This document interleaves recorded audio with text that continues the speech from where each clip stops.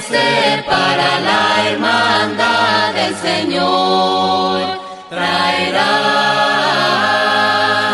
con poder vendrá, todos le verán su señal, brillará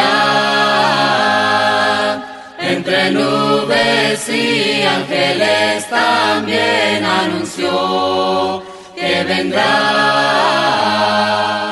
Bienvenida a tu programa Mujer de Valor. Recuerda, Dios no talla vidrios, solo piedras preciosas. Soy tu hermana y amiga Seili Herrera Lara con un mensaje de Dios para tu alma. ¿Alguna vez estuviste a punto de reprobar una materia en tus estudios y tuviste que rogar, ofrecer soluciones y hasta regalos con tal que ese maestro te remediara favorablemente el asunto? ¿O alguna vez tu necesidad fue tanta que tuviste que perder la vergüenza e ir a la tienda o venta más cercana y pedir fiado? A lo mejor cuando ya tenías una deuda pendiente en ese lugar, pero la necesidad fue tal que te vistes en la obligación de rogar, suplicar, implorar de una manera en que nunca pensaste llegar a hacerlo. Recuerda con toda sinceridad, hermana querida, en qué ocasión te ha sido imposible reconocerte a ti misma por la intensidad y perseverancia que has puesto en una súplica. La parábola que estudiaremos este día trata justamente de esto, de pedir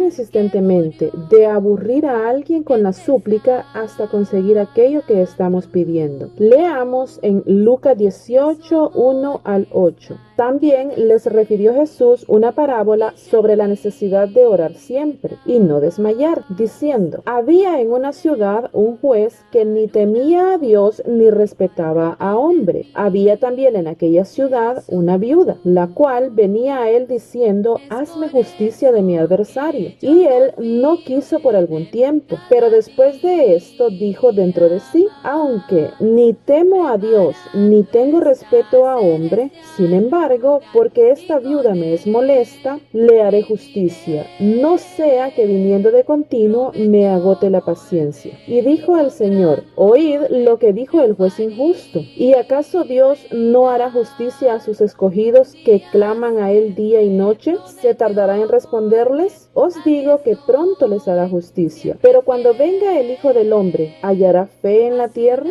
Veamos. También les refirió Jesús, entre un tema y otro, entre una cosa y otra, les refiere esta que no es la única parábola relativa a la importancia de la oración, pero que casualmente esta y otra muy parecida, que es la del amigo que llega a medianoche a pedir pan para una visita suya, solo fueron relatadas por Lucas, a lo mejor porque en el preámbulo de la parábola del amigo, los discípulos dijeron a Jesús: enséñanos a orar como tú lo haces. Esa frase parece no tener mucha importancia, pero en realidad sí la tiene, porque recordaba a los discípulos la vez aquella en Mateo 26:40 que dice: vino luego a sus discípulos y los halló durmiendo, y dijo a Pedro: así que no habéis podido velar conmigo una hora. Es claro que los discípulos no eran muy entregados a la oración, no es que se habían dormido en el minuto 55 o 59 de la oración del Señor Jesucristo. Ellos estaban profundamente dormidos mientras Él estaba entregado a la oración. Las oraciones de nuestro Señor eran intensas. Solo de imaginar una oración de más de 3 minutos nos entra desesperación o nerviosismo. ¿Qué tal si en el culto de adoración se realizara una oración que llegase a ser más larga que el estudio bíblico? Solo de imaginar ya se nos descontrola la situación. Las oraciones de Jesucristo eran así, intensas en tiempo y en contenido, tanto que sus escogidos no podían seguir su ritmo, aunque sí tenían el deseo de hacerlo. Por eso le piden: enséñanos. Hay que admirar ese deseo, por lo menos.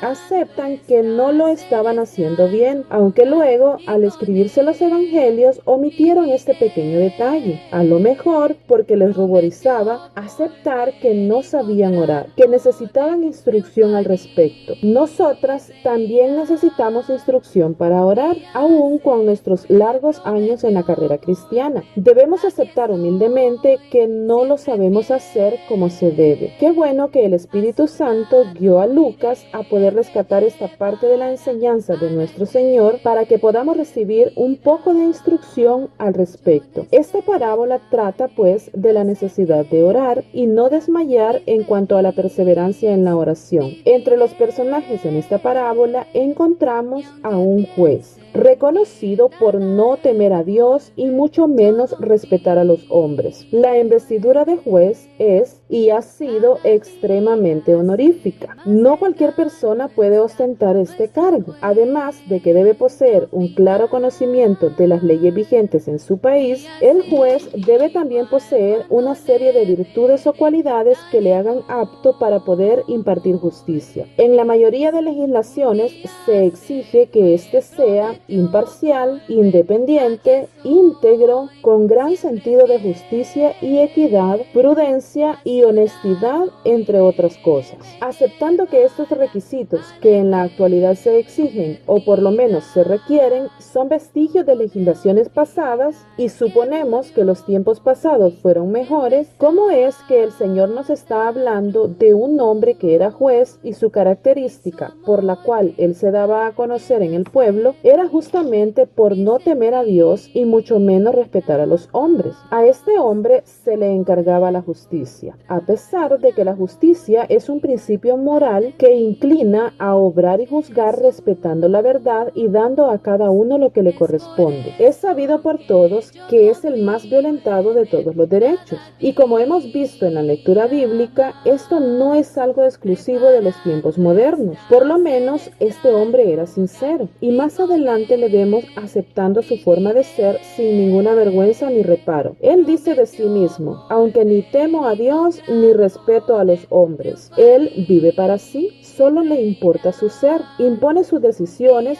se lleve a quien se lleve por el camino. Lo que todos piensen es lo de menos. En aquella ciudad había también una viuda que había sido violentada en alguna manera. No sabemos qué es lo que le había sucedido, aunque como digo siempre, nos encantaría que se nos hubiese relatado la situación completa para poder hacer conjeturas. A lo mejor una de las razones por las que no se consigna el cómo, cuándo, por qué y cuánto es para que podamos poner nosotras el problema que consideremos conveniente o la situación que estamos viviendo. Puede ser que haya sido víctima de los que encontramos en Mateo 23:14. Ay de vosotros, escribas y fariseos hipócritas, porque devoráis las casas de las viudas y como pretexto hacéis largas oraciones. Por esto recibiréis mayor condenación. Cuando pensamos en viudas de la Biblia, automáticamente pensamos en mujeres vestidas de negro, viejas, flacas, desfallecidas, en total abandono y sufrimiento. Pero no todas las viudas tenían por qué ser así. Había algunas que gozaban de cierta posición económica, que les hacía ser objetivo de los mismos escribas y fariseos para poder despojar a estas de sus bienes, aunque estos fueran relativamente poco. ¿Qué le fue quitado? ¿Qué le fue arrebatado? ¿En qué se le hizo injusticia? No sabemos. Lo cierto es que la parábola dice que ella tenía un adversario y había llevado a cabo un acto en su contra, y en manos de este juez injusto estaba el revertir aquello. Cuando el texto lo referimos al griego, encontramos que la viuda exigía venganza contra su adversario. Tampoco se nos detalla qué clase de venganza quería esta mujer: que se le devolviera lo quitado,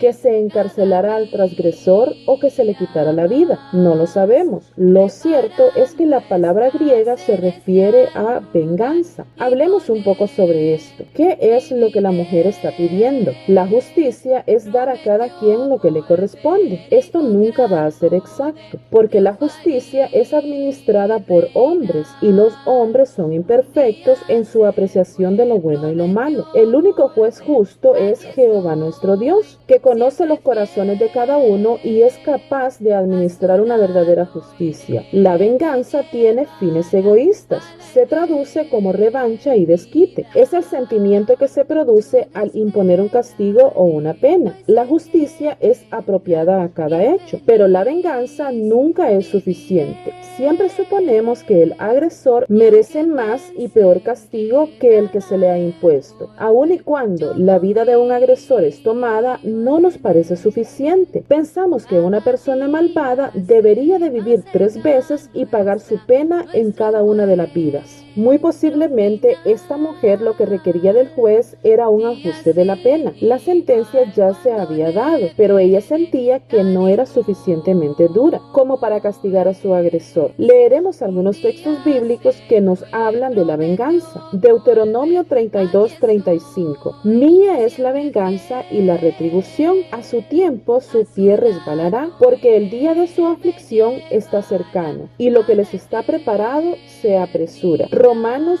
12:19 nos dice: no os venguéis vosotros mismos, amados míos, sino dejad lugar a la ira de Dios, porque escrito está: mía es la venganza, yo pagaré, dice el Señor. Hebreos 10:30. Pues conocemos al que dijo: mía es la venganza, yo daré el pago, dice el Señor. Y otra vez, el Señor juzgará a su pueblo. En estos textos debemos comprender que alcanzar un resarcimiento total por un mal recibido es posible, pero este nunca podrá ser de acuerdo a los pensamientos humanos. El único que puede dar verdadera satisfacción a nuestro corazón golpeado y oprimido es nuestro Dios. Nosotras mismas, hagamos lo que hagamos, nunca vamos a estar satisfechas. Dios conoce los corazones, las razones de actuar de una persona y sabe cuál es la forma adecuada de hacerle entender el mal que cometió. Igualmente al agraviado, solamente la presencia de Dios en él puede hacerle sentir a gusto con la situación. El mandato de Dios para sus hijos en Mateo 5:44 es: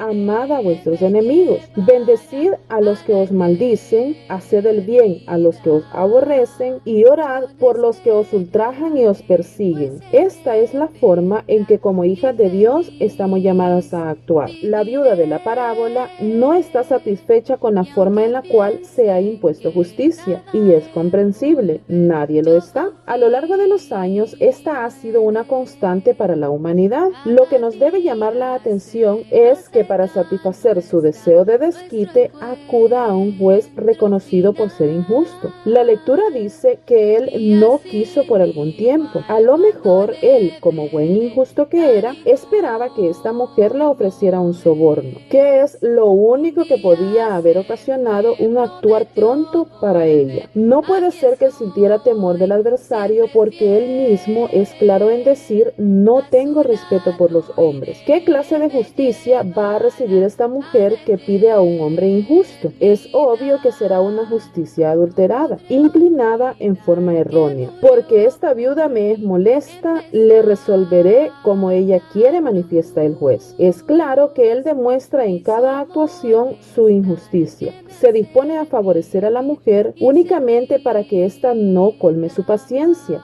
ya que ella le buscaba de continuo, le acosaba y hostigaba con la misma petición cada día. El juez respondió a la insistencia de la mujer. Esta parábola en ninguna manera se debe comparar a Dios y sus hijos. Quien alguna vez haya pensado que este juez es el símil de Dios debe arrepentirse de su pensamiento, al igual que quien ha pensado que esta mujer son los cristianos. El juez es un hombre injusto, ni teme a Dios ni respeta a hombre alguno, y es movido a actuar por causas erróneas. Obviamente nunca vamos a ver a nuestro amante Padre actuando de esta manera, y tampoco veremos a los cristianos que en verdad lo son pidiendo satisfacer su deseo de venganza o desquitar una ofensa recibida. Esta parábola es para hacernos ver que pidiendo insistentemente se recibe lo implorado hasta de una persona que es mala. ¿Acaso Dios no hará justicia a sus escogidos que claman a Él día y noche? ¿Se tardará en responderles?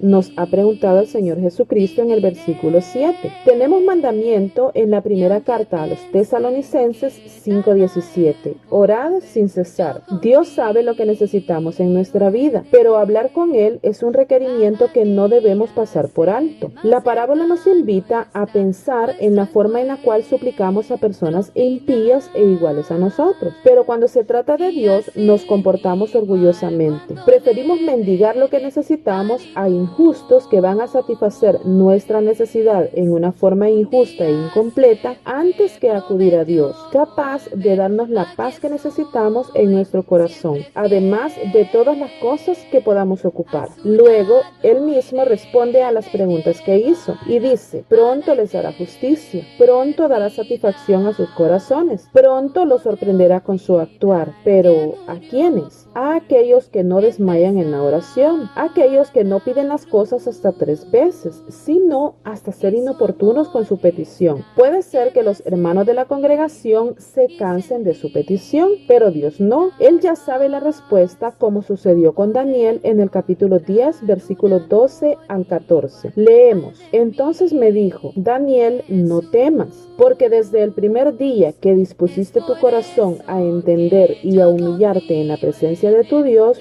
fueron oídas tus palabras, y a causa de tus palabras yo he venido. Mas el príncipe del reino de Persia se me opuso durante 21 días. Pero he aquí, Miguel, uno de los principales príncipes, vino para ayudarme y quedé ahí con los reyes de Persia. He venido para hacerte saber lo que ha de venir a tu pueblo en los postreros días, porque la visión es para esos días. Dios no es tardo para oír. Desde el primer día que dispusiste tu corazón, ya fueron oídas tus palabras, le dice el ángel a Daniel. Pero aquí pasan 2 cosas interesantes. Una es que Daniel dispuso hacer oración. Él se propuso un tiempo especial en una situación especial y determinante para hacer su súplica. Se afligió a sí mismo por 3 semanas. Lo leemos en el versículo 3 del capítulo que hemos leído. Él no desmayó en la determinación que había tomado. No desmayó al día 10 ni 15. Él cumplió con la forma en que se había dispuesto. Esto es disciplina. ¿Cuánta disciplina tenemos nosotras al momento de dirigirnos a Dios? Nos proponemos levantarnos a tal hora a orar y lo hacemos 2 o 3 días y ya terminó la disposición. Debemos ordenar y disciplinar nuestra vida. Señor, este mes durante 30 días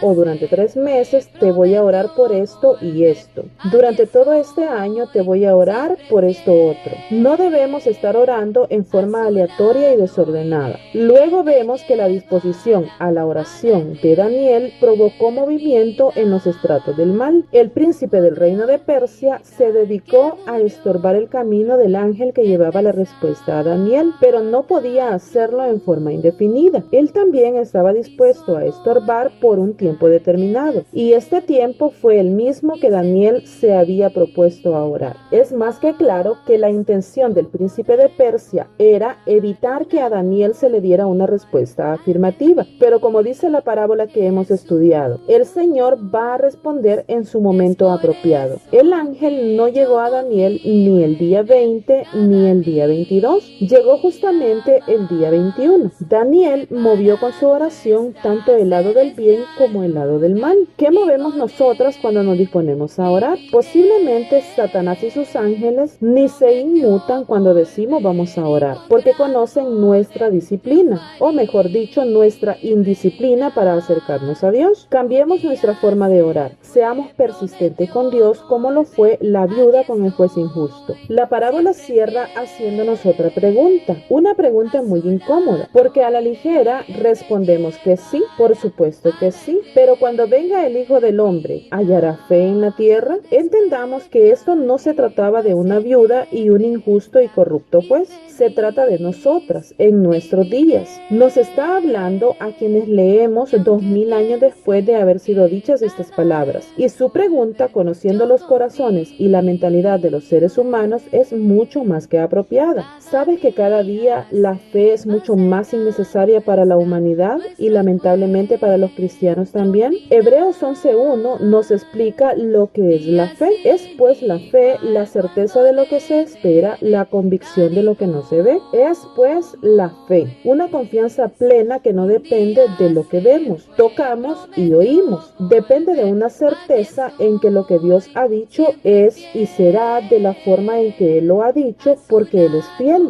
En ese mismo capítulo 11 encontramos un muro de la fe, en el cual se menciona a muchas personas que siguieron los planes de Dios, dejando atrás aquello de lo que tenían certeza y encaminándose a la promesa que solo podían ver con los ojos espirituales. Pero sabes que a diferencia de todas esas personas y otras muchas que han actuado únicamente movidos por la fe en las promesas de Dios, nosotras en el tiempo moderno tenemos muchos motivos para dejar de lado la fe y agarrarnos fuertemente a la ciencia y las soluciones que se nos brindan. ¿Sabes, por ejemplo, que hay muy pocas enfermedades que no pueden ser tratadas por la ciencia? La medicina medicina está en manos de los médicos y confiamos en ellos ciegamente, sin tomar en cuenta la mano de Dios. Si se nos dice, esta enfermedad es crónica, nos ponemos en manos del tratamiento sin ver ni a un lado ni al otro. ¿Sabías también que es prácticamente imposible que, al igual que a Abraham, se nos haga ir a un lugar totalmente a ciegas? Muy fácilmente tenemos acceso a mapas en los que hasta podemos caminar por las calles que se nos mencionan sin estar ahí. Todo se puede hacer por medio de una computadora. ¿Sabes también que hay muy pocas respuestas que el ser humano no? Él está intentando hacer las cosas que solo corresponden a Dios, jugando con la vida y la muerte, con los genes, con el espacio y el tiempo a su gusto. Todas estas cosas no son malas en sí mismas,